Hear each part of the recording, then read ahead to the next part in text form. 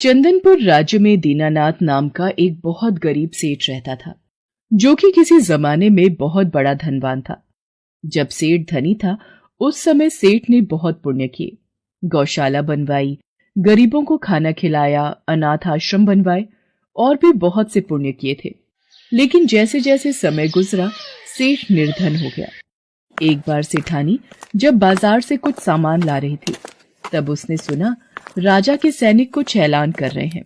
सुनो सुनो, सारे नगरवासियों के लिए राजा विक्रमजीत का आदेश है कि यदि किसी व्यक्ति ने कोई पुण्य कार्य किए हैं तो वो अपने पुण्य बताएं और अपने पुण्य का जो भी उचित फल है वो इनाम स्वरूप राजमहल से ले जाएं। क्या? जिसने भी पुण्य किए हैं उन्हें राजा इनाम देंगे? फिर तो ये बात मैं इन्हें जाकर अभी बताती हूँ। गरीबी में दिन गुजारते हुए हमें भी कहाँ रातों को नींद आती है। सेठानी घर जाकर सारी बात अपने पति को बताती है। सुनिए जी, मुझे आपको कुछ बताना है। बहुत ही जरूरी बात है, जिसे सुनकर आप भी बहुत खुश होंगे। राजा विक्रमजीत ने राज्य में ऐलान किया है कि जिस भी व्यक्ति ने जीवन में कुछ भी पुण्य कार्य किए हैं, वो उन्हें जाकर राजा को बताए तो वो बदले में इनाम स्वरूप बहुत सा धन देंगे। और हमने तो बहुत पुण्य किए हैं। आप राजा के पास जाओ और अपने पुण्य बताकर उनका जो भी फल मिले ले आओ। अगर ऐसी बात है तो मैं कल ही राजा के पास चला जाऊंगा। मैंने तो इतने पुण्य कार्य किए हैं कि गिनते गिनते राजा भी थक जाएंगे। और अगले दिन ही सेठ दीनानाथ राजा से मिलने जाने के लिए तैयार हो गया। जब सेठ महल जाने लगा तो सेठानी ने सेठ से कहा, सुनो जी, ये रास्ते के लिए 4 रोटी बनाकर बांध दी है। राजमहल दूर है, भूख लगी आएगी, कहीं थोड़ी देर रास्ते में रुककर खा लेना। सेठ दीनानाथ घर से निकल पड़ा। गर्मी का समय था, दोपहर हो गई थी। बहुत गर्मी है, दोपहर में तपती धूप में चलना थोड़ा मुश्किल है। प्यास भी लगी है। सामने तालाब से पानी पीकर वृक्ष की छाया में क्यों ना बैठकर थोड़ा आराम कर लूं और रोटी भी खा लूंगा। सेठ दीनानाथ वृक्ष के नीचे रोटी रखकर पानी से हाथ मुंह धोने लगा। तभी वहां पर एक कुतिया अपने 4-5 छोटे छोटे बच्चों के साथ पहुंच गई और सेठ के सामने प्रेम से दुम हिलाने लगी। अरे, लगता है ये कुतिया भूखी है, तभी अपनी दुम हिला रही है। शायद ये मेरे से कुछ खाने के लिए मांग रही है। लगता है इसे मेरे पास से रोटी की खुशबू आ गई है। रुक, मैं अभी 2 रोटी तुझे देता हूँ। कुतिया को देखकर सेठ दीनानाथ को दया आ गई। सेठ दीनानाथ ने 2 रोटी निकाल कुतिया को डाल दी। कुतिया भूखी थी और बिना समय लगाए कुतिया दोनों रोटी खा गई और फिर से सेठ की तरफ देखने लगी। लगता है ये 2 रोटी इस कुतिया के लिए कम रहेगी। इसके 4-5 बच्चे इसका दूध भी पीते होंगे। 2 रोटी से इसकी भूख नहीं मिट सकती। ये ले, ये बची हुई 2 रोटी भी तू खा ले। कम से कम थोड़ा तो तेरा पेट भर जाएगा। मैं पानी पीकर अपनी प्यास बुझा लूंगा। कुतिया को अपने हिस्से की रोटी देकर सेठ दीनानाथ राजमहल पहुंचा। राज दरबार में राजा विक्रमजीत सभी लोगों से उनके पुण्य कार्य पूछ रहे थे। प्रणाम महाराज, मेरा नाम सेठ दीनानाथ है। किसी समय में मेरे पास धन वैभव की कोई कमी नहीं थी, पर अब मैं निर्धन हो गया हूं। मैंने अपने जीवन में अनेकों पुण्य कार्य किए हैं। मैं आपके समक्ष अपने द्वारा किए पुण्य कार्य सुनाने आया हूं। ठीक है फिर सेठ दीनानाथ जी, बताइए आपने अपने जीवन में कौन कौन से पुण्य कार्य किए हैं। महाराज, मैंने अब तक के अपने जीवन काल में अनेक भूखों को भोजन कराया है। अनाथ बच्चों के लिए अनाथ आश्रम और गरीबों के लिए अस्पताल तथा गायों के लिए गौशाला बनवाई हैं। राजा विस्तार से सेठ दीनानाथ के द्वारा किए सभी पुण्य कार्यों के बारे में सुन रहे थे और सेठ दीनानाथ अपने द्वारा किए गए सभी पुण्य कार्य बताता जा रहा था। महाराज, अब आप मुझे क्या फल देंगे? मैंने आपको अपने द्वारा किए गए बहुत से अपने कार्यों के बारे में बता दिया है। सेठ दीनानाथ, मैंने आपके द्वारा किए गए पुण्य कार्यों को ध्यान से सुना, पर आपके इन पुण्य कार्यों का मेरे पास कोई फल नहीं है। यदि आपने कोई और पुण्य किया है तो वो भी बताएं, शायद उसका कोई फल मैं आपको दे पाऊं। महाराज, जब आप मेरे द्वारा किए गए इतने सारे पुण्य कार्यों के बदले भी मुझे कोई फल नहीं दे रहे, तो आगे के और कार्य बताकर भला मुझे क्या फायदा होगा। मुझे आज्ञा दीजिए महाराज, मैं चलता हूं। जब सेठ वापस जाने लगा तो राज सैनिकों ने राजा के कान में कुछ कहा और राजा ने सेठ को आवाज लगाई। सेठ दीनानाथ जी रुकिए, आपने एक पुण्य कार्य प्रातः जो किया था वो तो आपने बताया ही नहीं। प्रातः तो मैंने कोई पुण्य कार्य किया ही नहीं। फिर राजा किस पुण्य की बात कर रहे हैं? मुझे तो कुछ भी याद नहीं है। परंतु महाराज, प्रातः तो मैंने कोई पुण्य कार्य नहीं किया। मुझे तो ऐसी कोई बात याद नहीं है। सेठ दीनानाथ जी, आज प्रातः आपने एक कुतिया और उसके भूखे बच्चों को अपने हिस्से की 4 रोटी खिलाई, परंतु उस पुण्य कर्म को भूल गए। आपके द्वारा किए गए उस पुण्य के बदले जो भी मांगना चाहते हो मांग लो, वो आपको मिल जाएगा। महाराज, मेरे मन में एक प्रश्न है जो मैं जानना चाहता हूँ। मेरे द्वारा किए गए पिछले सभी पुण्य कार्यों का कोई मूल्य नहीं है, और एक कुतिया को खिलाई गई 4 रोटी, फिर इसका मोल क्यों? हे सेठ, जो पुण्य करके तुमने याद रखे और गिनकर लोगों को बता दिए, वो सब बेकार हैं, क्योंकि आपके अंदर मैं भावना बोल रही थी कि ये मैंने किया। जब आप में मैं की भावना आ गई तो आपके सब कर्म व्यर्थ हो गए। जो सेवा सुनाकर की जाए, भला वो सेवा ही क्या, परंतु जो सेवा प्रातः आपने रास्ते में कुतिया को 4 रोटी का पुण्य करके की, वो आपकी सबसे बड़ी सेवा है। उसके बदले आप मेरा सारा राज्य भी ले लें तो भी बहुत कम है। महाराज, मुझे समझ आ गया है, हमें कोई भी पुण्य कार्य सुनाकर या बताकर नहीं करना चाहिए। यदि हम किसी को दान दे रहे हैं तो वो भी देने के बाद भूल जाना चाहिए। हमें दान और मदद निस्वार्थ भावना से करनी चाहिए। सेठ दीनानाथ को ये बात समझ में आ गई थी कि जो पुण्य कार्य बिना जताए किया जाए वही असल में पुण्य कार्य है। ढिंढोरा पीटकर किया गया पुण्य कार्य कोई फल नहीं देता। राजा विक्रमजीत सेठ दीनानाथ को बहुत सारा धन देकर विदा करता है। उस दिन के बाद से फिर दीनानाथ के गरीबी के दिन दूर हो जाते हैं और वह परोपकार के रास्ते पर चलते हुए अपनी पत्नी के साथ खुशी खुशी जीवन गुजारने लगता है। राजेश नाम का एक ऑटो वाला ऑटो चलाया करता था। उसकी बीवी शीतल और 7 साल का बेटा राजू था। वो अपने परिवार के साथ हंसी खुशी जिंदगी बसर कर रहे थे। अजी सुनती हो? हाँ, आ रही हूँ अभी। देखो मैं तुम्हारे लिए क्या लेकर आया हूँ। हाँ बोलिए, क्या हुआ? और इस पैकेट में क्या है? खुद ही देख लो, ये लो खोलो। राजेश अपने बैग में से गिफ्ट पैक निकालता है और शीतल को देता है। शीला गिफ्ट पैक को खोलती है तो उसमें एक साड़ी दिखती है। इसमें तो साड़ी है जी। हाँ पता है मुझे। ये साड़ी किसके लिए है? अरे मेरी प्यारी बीवी, ये तुम्हें दी है तो तुम्हारी हुई ना। ये तो बहुत प्यारी है, पर इसकी क्या जरूरत थी? इतना तो हम पैसा बचा भी नहीं पाते, और ये फालतू के खर्चे क्यों किए आपने? अरे पगली, मैं वैसे भी तुझे कहाँ कुछ दे पाता हूँ, एक साड़ी ही तो है। तू कभी कुछ नहीं मांगती मुझसे। आज थोड़ा धंधे में मुनाफा हुआ तो सोचा आज तेरे लिए एक साड़ी ले चलता हूँ। बहुत दिन से तुझे कुछ दिया ही नहीं। मैं जानती हूँ हालातों को, तभी तो आपसे कुछ नहीं मांगती।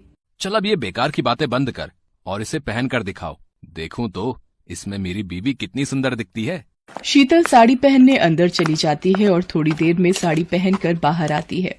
आहा, देखा साड़ी कितनी सुंदर लग रही है तुझ पर। ये रंग तुझ पर बहुत खिल रहा है।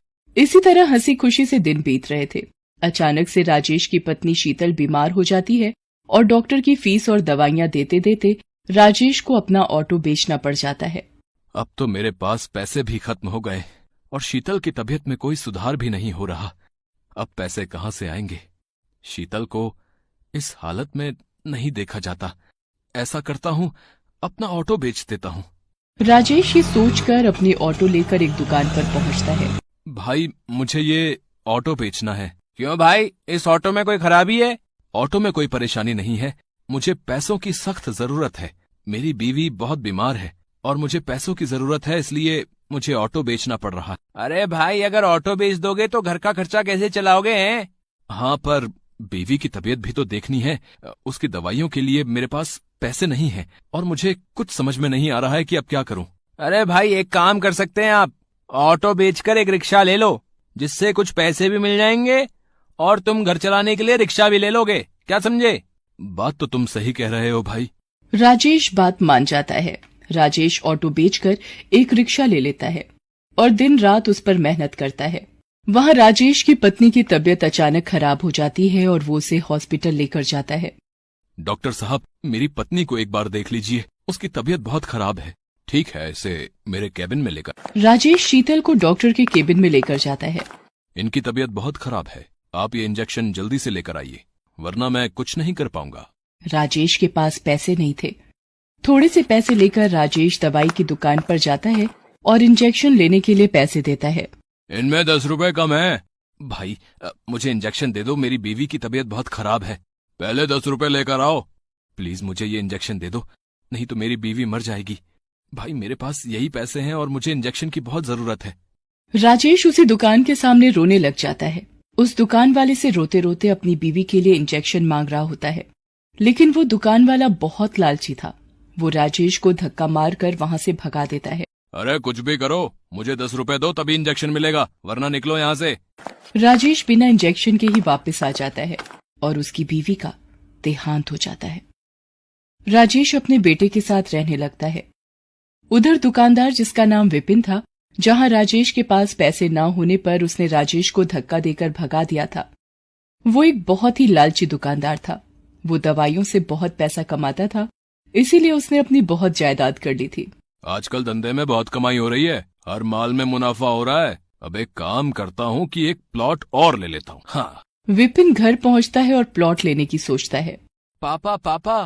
तभी विपिन को अपने बेटे की आवाज सुनाई देती है और भागकर जाता है तो देखता है कि उसका बेटा जमीन पर बेहोश पड़ा है।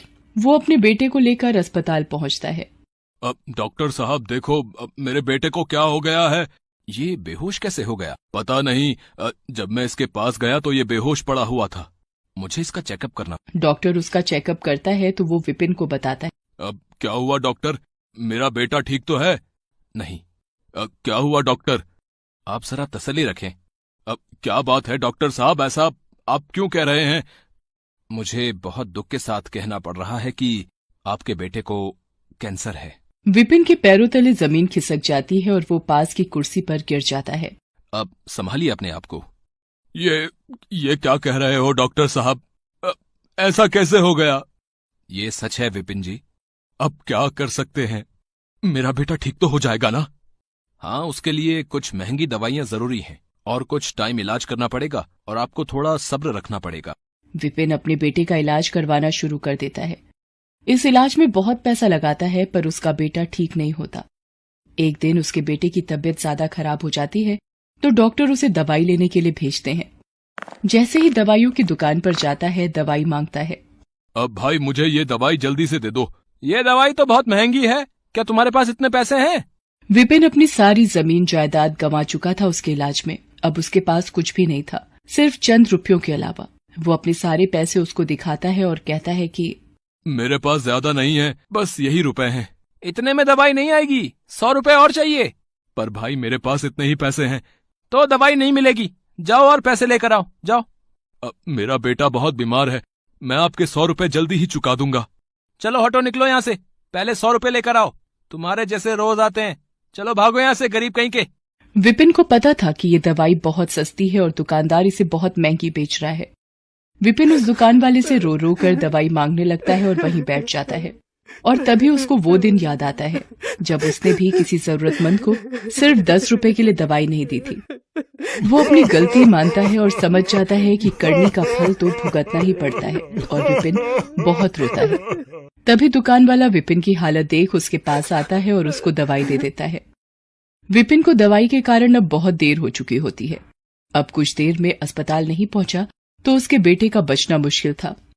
विपिन भागते हुए जाने लगता है, लेकिन उसे पता था कि वो ऐसे नहीं पहुंच पाएगा, इसलिए कई लोगों से अस्पताल छोड़ने को कहता है, लेकिन उसके पास पैसे न होने पर कोई भी उसको अपनी गाड़ी में नहीं बिठाता। अगर मैं जल्दी ही अस्पताल नहीं पहुंचा तो मेरा बेटा। जब वो जा रहा होता है तो उसे ठोकर लगती है और वो गिरने लगता है। तभी एक रिक्शे वाला उसे आकर थाम लेता है। वो वही रिक्शे वाला होता है जिसको दवाई देने के लिए विपिन ने मना कर दिया था, लेकिन फिर भी वो अपने रिक्शे में विपिन को बिठा लेता है और पूछता है, भाई तुम्हें कहाँ छोड़ दूं? मेरा बेटा अस्पताल में है, मुझे वहाँ जल्दी पहुँचना है, लेकिन मेरे पास पैसे नहीं हैं। कोई बात नहीं, आप परेशान ना हो, सब ठीक हो जाएगा। मैं आपको वहाँ बिना पैसों के छोड़ दूंगा। विपिन बैठे बैठे बस अपने किए पर पछता रहा होता है। उसका लालच उसके सामने आ रहा था। वो अपने किए पर बहुत पछता रहा था, पर समय निकल चुका था। मैंने दूसरों का बहुत दिल दुखाया है और शायद इसीलिए आज मेरी ये हालत है।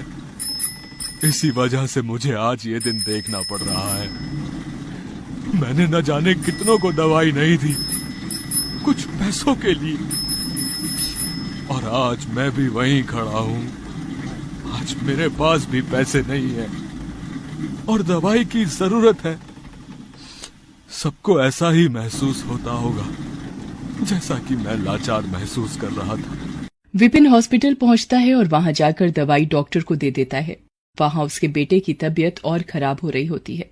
ये सब उससे देखा नहीं जाता और उसकी आंखों से आंसुओं की धारा निकल पड़ती है। तभी उसको भगवान की मूर्ति दिखाई पड़ती है। भगवान, मेरे कर्मों की सजा मेरे बच्चे को मत दो। जो सजा देनी है मुझे दे दो, पर मेरे बच्चे को बख्श दो। और ये कहकर वो फूट फूट कर रोने लगता है। तभी डॉक्टर वहां आते हैं और बताते हैं कि उनका बेटा अब ठीक है। विपिन राहत की सांस लेता है और उसके कुछ समय बाद विपिन का बेटा ठीक होकर घर आ जाता है। उसके बाद से विपिन सभी जरूरतमंद की मदद करने लगा।